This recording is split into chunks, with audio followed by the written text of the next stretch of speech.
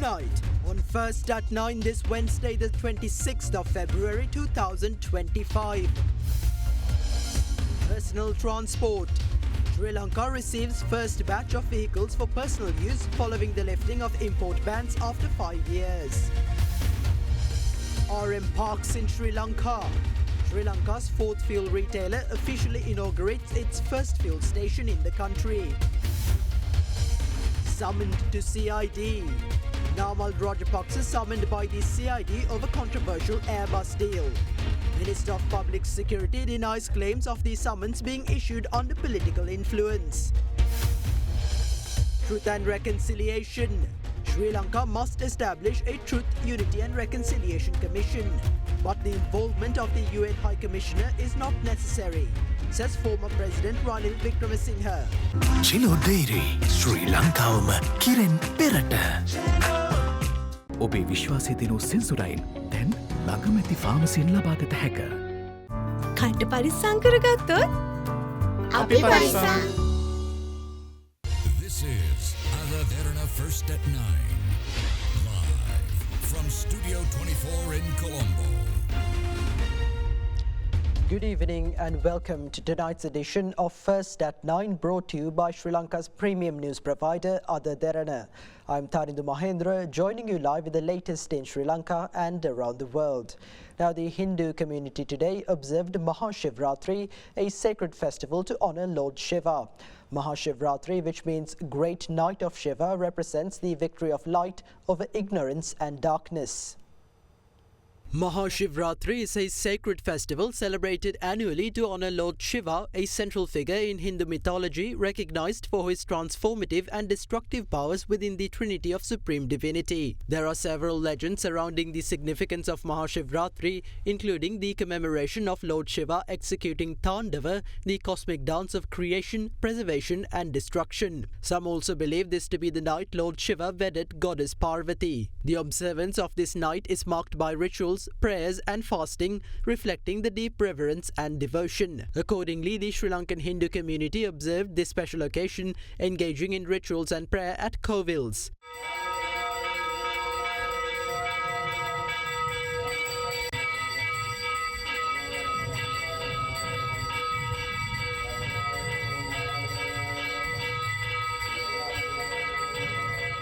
In his message for the Mahashivratri festival, President Anura Dissanayake called on all Sri Lankans to tear down the barriers that have kept them apart for generations and unite as one, casting aside discord and embracing togetherness. Opposition leader Sajith Premadasa also expressed his felicitations for the festival, wishing that this Mahashivratri illuminates all four directions, dispelling the darkness of ignorance and lighting the lamps of hope, aspiration and wisdom everywhere.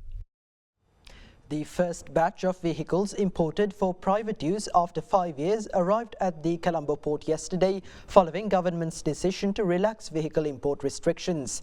The Vehicle Importers Association said that a cab imported under this scheme can be released to the market at prices starting at 23 million rupees. Following the economic collapse in early 2020, the Sri Lankan government temporarily halted the majority of imports to strengthen the country's foreign reserve. With the gradual recovery of the economy driven by external and internal debt restructuring, as well as an improved foreign reserves position, government decided to relax vehicle import restrictions in phases. Government intends to generate revenue from vehicle imports with an expected income equivalent to 1.2% of the GDP. Vehicle importation will continue throughout the year with fluctuations in certain months. We will proceed according to our plan. With the relaxation of restrictions, vehicles were initially imported for transport purposes. Yesterday, after 5 years, the first batch of cabs intended for personal use arrived at the Colombo port. Toyota range Toyota Revo Roco. We are importing 3 models from Toyota, the Toyota Revo, Toyota Reco and the Toyota GR with racing specifications. Based on rough estimate, we can offer these vehicles to customers within the range of 23 to 30 million rupees. Meanwhile, the Vehicle Importers Association stated that additional imported cabs are scheduled to arrive in the country today and tomorrow. Customers will have the opportunity to visit showrooms and inspect the imported vehicles by next week. Previously, a used Toyota Reco manufactured in 2020 was sold for 32.5 to 35 million rupees. Now people can purchase a brand new vehicle for approximately 24 to 26 million rupees. සියලුම ජපාන් වාහන පැමිණ නියමිතයි. Alto, වැගන්ආර්, යාරිස්, land cruiser jeep ඔය සියල්ලම පැමිණෙනවා. ජපානයේ තියෙන අඩුම වාහනේ වැගන්ආර් Alto වගේ රථයක් ලක්ෂ 60 65 වගේ රේන්ජ් එකේ ගන්න පුළුවන් වෙයි. With the arrival of new vehicles, prices are expected to decrease by 25% to 40%. I hope that customers who cannot afford a brand new vehicle will still be able to purchase a used vehicle at a more reasonable price. පිරිපුන් ජීවිතයකට ඔබ සමගින් පෙරට Union Assurance. චන්දරුසුමේ කාගෙන් බලා බෙස්සිග TV සඳහා සුපිරි deal. Don't waste time. Start your degree with pending A-level results this February with our partner universities. Call ACBT on 0117 699 499. Less sugar, same great taste. From Melbourne. US Ambassador to Sri Lanka Julie Chung, while highlighting that Sri Lanka is open to foreign investment, added that investing in Sri Lanka's energy infrastructure will allow the existing supply chains of the country to be further integrated with other nations. She made these remarks today at the inauguration of the first RM Parks and TriStar Field Shell-branded fuel station in Sri Lanka. Meanwhile, speaking at the same event, Group CEO of TriStar, Eugene Main, asserted that RM Park's entry into the domestic market will create jobs, stabilize fuel prices and support Sri Lanka's economic growth and stability in the coming years. Shell-branded fuel station in Sri Lanka was inaugurated today at BS Kure filling station in Ambatale. This follows the signing of a retail brand license agreement by Shell Brands International and RM Parks Private Limited and affiliates of Shell and RM Parks signing a product supply agreement in March 2024. RM Parks will rebrand a network of 150 retail fuel stations across Sri Lanka to Shell, which it was awarded a contract to operate for an initial period of 20 years by Sri Lanka's Minister of Power and Energy in 2023. Accordingly, RM Parks will be the fourth supplier to enter the Sri Lankan fuel market. Today marks a significant milestone. Shell began its operations in Sri Lanka during the early 20th century. RM Parks have expanded operations to include international opportunities with a global perspective on the fuel industry. TriStar has partnered with RM Parks under the aegis of Shell to usher in an era of modern operations to enhance your driving experience and to significantly improve the retail fuel experience of customers in Sri Lanka. This will also include positivity on many fronts, creating jobs, improving customer experience, contributing to the economic development, boosting national prosperity, and spurring sustainable growth of the economy.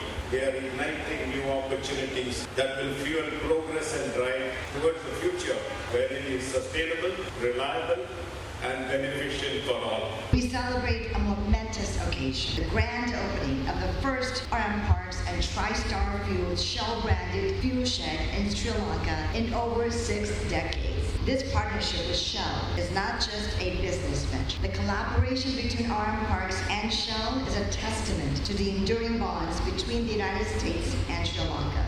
It reflects our shared commitment to fostering economic growth, enhancing energy security, building prosperity throughout the Indo-Pacific region. And by investing in Sri Lanka's energy infrastructure, we are not only strengthening supply chains, but also advancing the ties that bind our two nations. Today's opening also highlights Sri Lanka's openness to foreign investment and to maintaining a level playing field for all businesses. This opening is great for all Sri Lankan drivers. Adding competitors to the market gives them more quality and product options.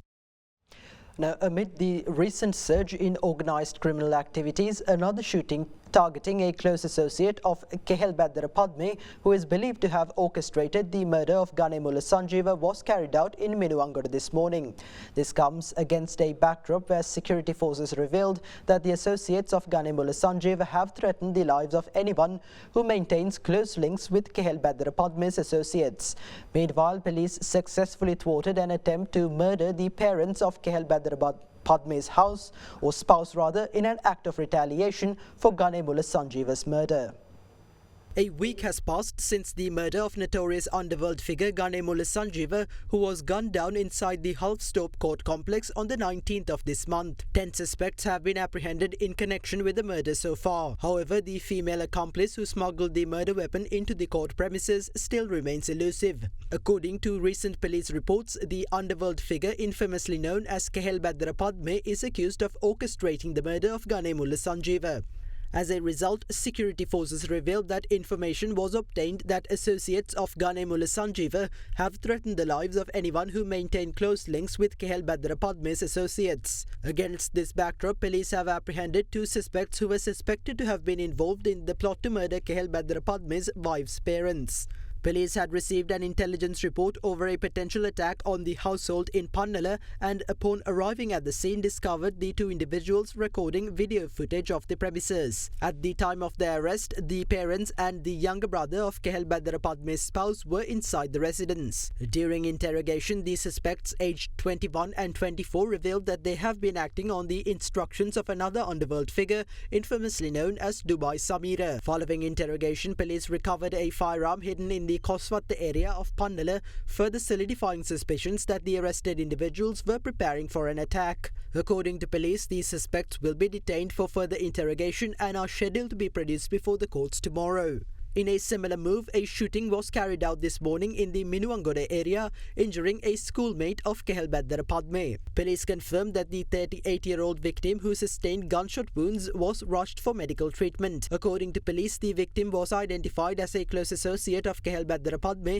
and is also involved in drug trafficking. Meanwhile, the Prisons Department has recorded statements from 16 individuals in connection with the murder of Ganemula Sanjeeva. Among those questioned are officers who escorted him to the court on the day of his murder. The Prisons Department confirmed that statements are yet to be recorded from at least 15 more individuals. According to official sources, Sanjeeva was brought before court number 9 in Halfstope as per a court order before being produced before court number 5 for a separate case on the same day. In other developments, the mother and younger brother of the main female accomplice involved in the murder of Ganemula Sanjeeva were remanded until the 7th of March. The mother of the wanted female suspect and her younger brother were arrested by the Colombo Crimes Division yesterday and were presented before Colombo Chief Magistrate Tanuja Lakmali. In another similar development, police have discovered a mobile phone at the Busa prison where Ganemula Sanjeeva was detained the day before his murder. Spokesperson of the Prisons Department, Gamini Disanaka, stated that the device has been handed over to the relevant authorities for further forensic examination. In the meantime, another suspect involved in the Middania triple murder was arrested by the police yesterday morning. With the latest arrest, police have now apprehended a total of 6 suspects, including a police constable, in connection with the incident. Fast track your career from O-levels with eSoft. ඩයිබටසෝල් සීනිවලින් පරිස්සම්වන ඔබට අමතක නොවන පෝෂණය. Kelani wire කිසිගින්නක් නෑ. කිසිගින්නක් නෑ. Kelani Fire Shield Wire. Malibu chocolate cream, inguru and lemon puff. Less sugar, same great taste.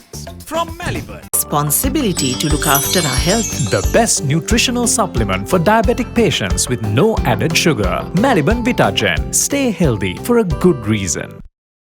Meanwhile, President Anura Disanayake chaired another meeting on Sri Lanka's current security situation at the Presidential Secretariat today. During the meeting with senior naval officers, attention was drawn to future security measures concerning the country's security situation.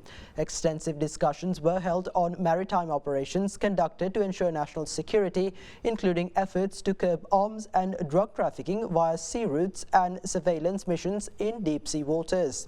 Deputy Minister of Defence Aruna Jayasekara, Secretary to the Minister of Defence Air Vice Marshal Sampath Toyakonta, Commander of the Navy Vice Admiral Kanchana Banagoda and several senior naval officers participated in the meeting.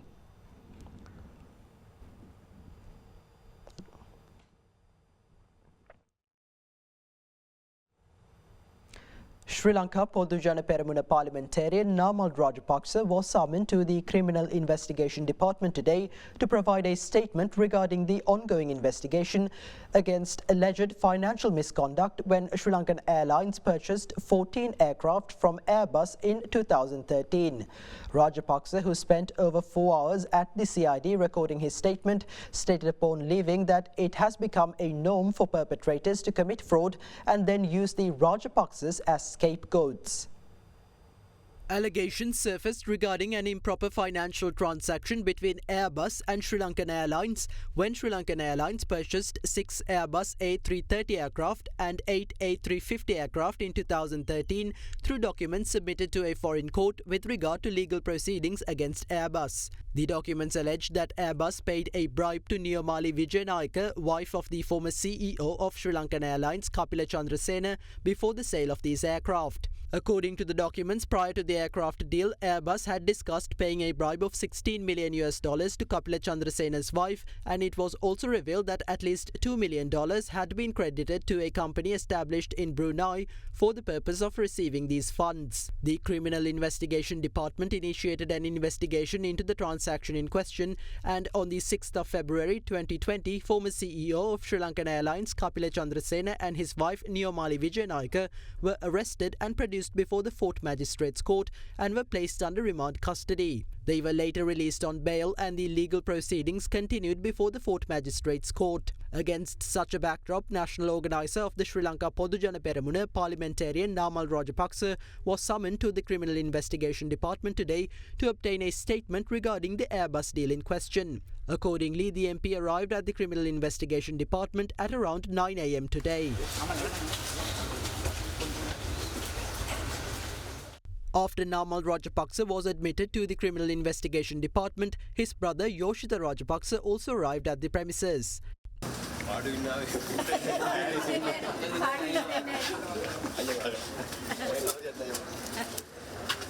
After giving statements for over 4.5 hours, MP Namal Rajapaksa emerged from the Criminal Investigation Department. I was asked to provide a statement regarding the Airbus deal, so I came. I am here on my day off to support the investigation. As in the past, certain individuals have claimed that they left 100 million rupees on our table. Today it has become easy for anyone to commit fraud and then shift the blame onto the Rajapaksas. As a result, we are remanded while the real perpetrators walk free. The actual criminals hide behind these accusations, using us as scapegoats. Meanwhile, Minister of Public Security Ananda Vijaypala claims that Sri Lanka Podujana Peramuna MP Namal Rajapaksa was not summoned to the Criminal Investigation Department under political influence. Speaking to media, the minister asserted that political influence will no longer play a role in legal investigations, as may have been the case in the past.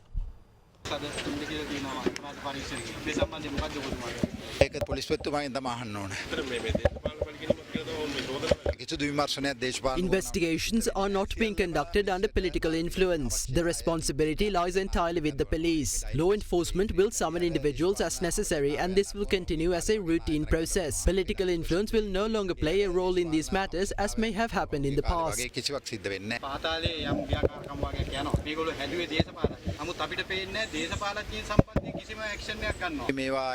We suspect that there is an external force controlling the rise in underworld activities. We have received some indications in this regard. If any politicians are found to be involved, we will not hesitate to take action against them as well. The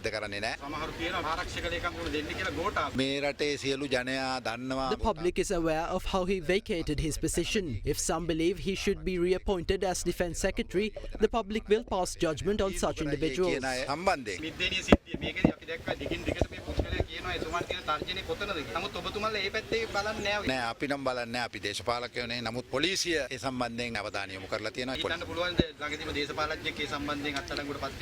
video හරහා විමර්ශනයක් සිද්ධ වෙමින් පවතිනවා. ඒ හරහා ලැබෙන තොරතුරු අනුව තමයි පොලිසිය ක්‍රියාත්මක වෙන්නේ. එහෙම නැතුව අපේ දේශපාලන වමනාව පොලිසිය හරහා ක්‍රියාත්මක කරන්න අපි කිසිසේත්ම මැදිහත් වෙන්නේ නැහැ. ජනාධිපතිතුමාගේ ආරක්ෂාව තර කිරීමක් සම්බන්ධයෙන් මේ බුද්ධ තොරතුරක් එකලා තියෙනවද ජනතාව අතරට යන්න එපා කියලා? No, there are no intelligence reports suggesting such a threat. He is a leader who lives among the people. Even the public is willing to protect him. The president's security has been thoroughly ensured.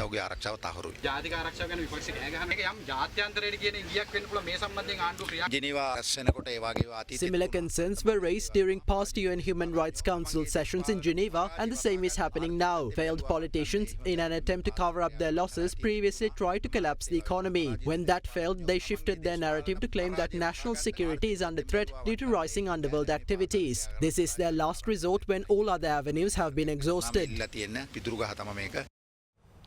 Leader of Sarvajana Balaya parliamentarian Dilith Jayavira asserts that the new 15% tax on individuals earning foreign currency through digital services will discourage creative youth and entrepreneurship.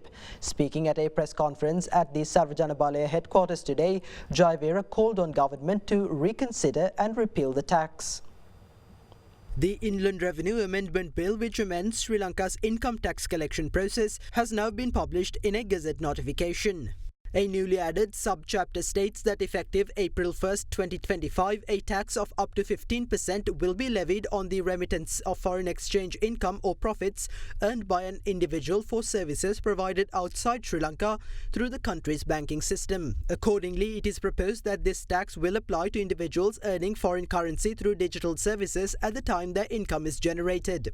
At yesterday's cabinet briefing, cabinet spokesperson Minister Dr. Nalinda Jayatissa addressed concerns regarding this new tax. අද වෙනකොට ලංකාවට dollar විශාල ප්‍රමාණයක් ගේන මේ සමාජ මාධ්‍ය හරහා සිද්ධ කරන ක්‍රියාකාරකම් මේ වගේම ෆයිවර් වගේ සයිට්ස් හරහා ලංකාවට ඩොලර් ගේනවා ලංකාවේ ඉන්න දක්ෂ මේ තරුණ කොට්ටාස මේ 15%ක ටැක්ස් එක ඒගොල්ලන්ටත් ඇප්ලයි වෙනවා මේ කට්ටියව දිරිමත් කරනවා වෙනුවට මේ වගේ ඩොලර් ගේන්න ලංකාවට මේ නැති වෙලාවේ මෙයාට ටැක්ස් එකක් ඇප්ලයි කරන එක කොච්චර දුරට සාධාරණද මගේ දැනුම හැටියට මීට වඩා ඉහළ ටැක්ස් එකක් තමයි යෝජනා වෙලා තිබුණේ නමුත් අපිට මේ වෙලාවේදී ඒක කරන්න සිද්ධ වෙනවා. එහෙම නැත්නම් ඊට වඩා බරපතල බදු වලට යන්න වෙනවා. Meanwhile, Sarvajana Balaya leader and member of parliament Dilith Jayavira also commented on the matter. Who will be affected by this new tax? Social activists who contributed to the rise of the NPP government, YouTubers, content creators, individuals developing creative ideas through platforms like Fiverr, and Sri Lankans offering international consultancy services. This move will completely stifle entrepreneurship in Sri Lanka. We are deeply disappointed by the government's insensitivity. We strongly urge the authorities to reconsider and remove this impractical tax. This tax is absurd. We will continue to fight until this is revoked. We call upon the youth of this country to unite, setting aside political affiliations, to raise their voices against this tariff which unfairly targets young entrepreneurs and innovation. නිර්මාණය කරමු තාරුණ්‍ය සහ ව්‍යවසායකත්වය මත පනවන මේ අසාධාරණ බද්ධ ඉවත් කර ගැනීම සඳහා. Meanwhile, a meeting of Sarvajana Balaya's divisional representatives of the Kegol district was held in Kegol today, chaired by party leader MP Dilith Jayavira. මේ අයවැයි ගිය අවුරුද්දේ අයවැයි පිටකවරේ This year's budget is no different from the previous one apart from its cover. The horizontal and vertical figures tell the same story with only minor numerical adjustments. It is a mockery. Now more than ever, we are facing a series of unprecedented threats. This is my gut feeling. If we fail to proactively seek solutions to the challenges ahead, we may no longer have a country to live in. Our intelligence services have completely collapsed. Due to recent changes in the military, security threats in the country have escalated beyond imagination. Every time national security is compromised, the consequences are irreversible. At present, we are facing the most significant national crisis in our history. මේ මුහුණ දෙමින් සිටින්නේ ඉතිහාසයේ අභියෝගාත්මකම සමස්ත ජාතික අර්බුද ගොඩනකට.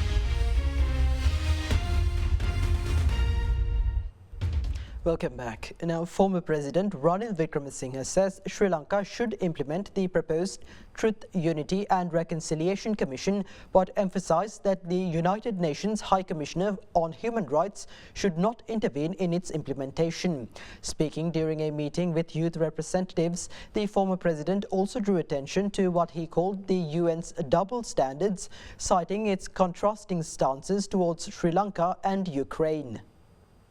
Former President Ranil Wickremesinghe today participated in a discussion with youth representatives on recent geopolitical developments at his office on Flower Road. The other day, President Trump called President Zelensky a dictator for not holding elections. Ukraine constitution says parliament elections need not be held when there's martial law. But it's very silent about the president. So if there is no provision about putting off elections, then you must hold elections. And we have a country went through that, though we are criticized. In Ukraine, they have not done that. So President Trump was correct. Now this is where I have a problem, because we are treated one way and the Ukrainians are treated the other way. I put off the local authority elections, still people could go to the Supreme Court and get an order. We have the resolution on Sri Lanka coming up in September. Then President Mahinda Rajapaksa gave assurance to the Secretary General of the UN, Ban Ki-moon. We have not fulfilled it, and I say we should fulfill it. I think with all the consultations, we've agreed on a commission for truth, unity and reconciliation. I still stand by the fact that this commission we should bring to law, helped by Japan and South Africa. But looking at what has happened, I don't think we should ask the High Commissioner for Human Rights to come into this. So they are playing politics there. So what we should do, in my view, is now America has dropped out of the Human Rights Council and the BRICS will have more power. So we should talk with the BRICS and take up the issue. There has to be a fundamental restructuring of the High Commissioner's office, especially the Asia division. They are playing their own game and they are just keeping an attack on Sri Lanka. So I think we as Sri Lanka should get together, fulfill our commitments. I'd expect the government, and I think rest of us, will look at what steps should be taken before this resolution comes before the Human Rights Council. You can't have two different criteria where we do everything and we are blackguarded every day and they just don't hold elections, they violate the constitution and they get away. It shows that there are double standards, and I think we should now take action. Meanwhile, Minister of Foreign Affairs Vijitha Herath says that Sri Lanka supports legally binding negative security assurances for non-nuclear states and advocates for the establishment of nuclear weapon-free zones, particularly in the Middle East. He made these remarks while participating in the high-level segment of the Conference on Disarmament at the 58th session of the United Nations Human Rights Council. Highlighting the current threats to international humanitarian law, the minister also emphasized the need to restore trust in multilateral processes amid geopolitical tensions. Reaffirming Sri Lanka's long-standing commitment to disarmament, he cited the country's accession to the Treaty on the Prohibition of Nuclear Weapons and its ratification of the Comprehensive Nuclear Test Ban Treaty in 2023.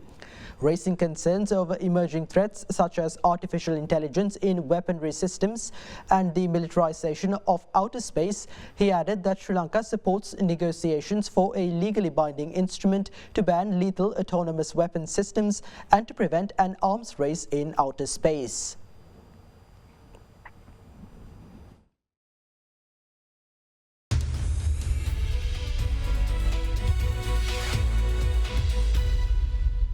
And in business news, we have Minal Vikramge from Capital Alliance with some thoughts on the current status of the economy in our next segment, Economic Outlook.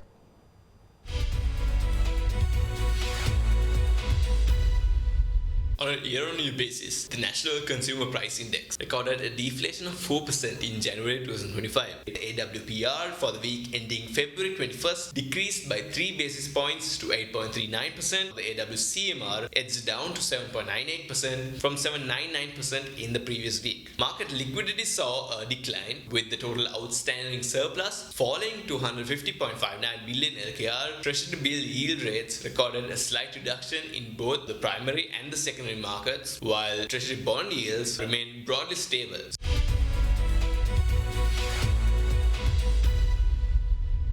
And that's all for tonight. Thank you for joining and have a good night.